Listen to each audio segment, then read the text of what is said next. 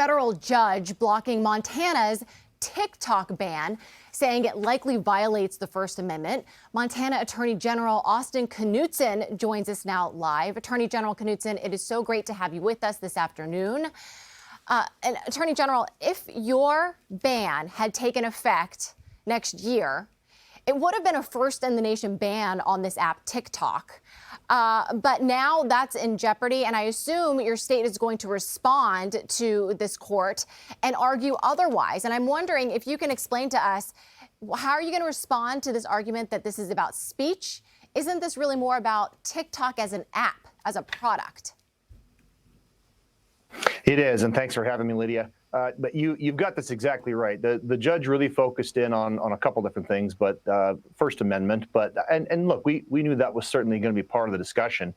But you're right. This is about protecting children. This is about protecting Montanans, and this is about protecting them specifically from the Chinese Communist Party, which controls ByteDance, which owns TikTok.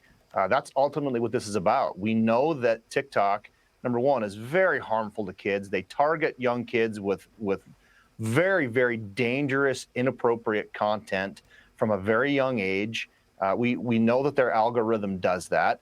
But on top of that, we also know that the Chinese Communist Party could be collecting a lot of data from TikTok. TikTok involuntarily, as in you don't have a right to opt out, is harvesting a tremendous amount of your personal data off your cell phone, whether you like it or not. And that's really what this was about, was protecting Montanans. General, it's Dagan McDowell. What's the next step in this? Because, again, this is just a preliminary injunction blocking the law. Legally, where do you go? Well, I mean, we've got a couple options here, Dagan. I mean, as you know, and as you said, this is a preliminary injunction. We could appeal that. We're weighing our options right now, whether to take that up to the Ninth Circuit or not. But look, the judge made very clear in this order that there was some favorable things to our case, and that, you know, we've got time now to present the full factual basis, and I'll get all the evidence out there.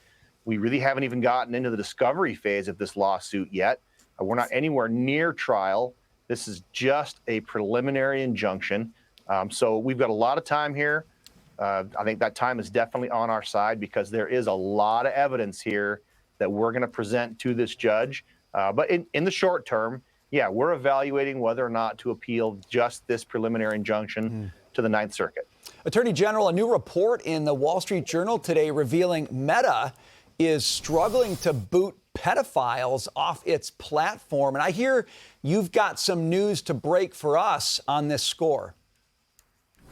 We do. So we've been investigating Meta, Facebook, Instagram for about 2 years now. That started almost immediately when I took office, and we've uncovered some pretty concerning things. As you say, we've got some internal documentation that shows Meta knew they were having trouble with some of these people on their platform, with some of the content they were pushing to known children, dangerous content, pornography, stuff that kids shouldn't be seeing. And again, it looks like Meta knew that this was going to children. So we've elected to file our own federal lawsuit that will be filed today in federal district court. A lot of my colleagues have joined together and are doing their own group lawsuit for a number of reasons. With our own state law and our own idiosyncrasies, we're going to file our own lawsuit. But yeah, that's breaking news, and we're doing that today. Really quickly, is there any reason why you would choose to do it separately versus joining the larger effort? The biggest reason is because of our state law. We've got a specific Montana Unfair Trade Practices and Deceptive Trade Practices Act. We think we've got a little more teeth in those laws. There's some federal laws that we're focusing on that the other AGs are not.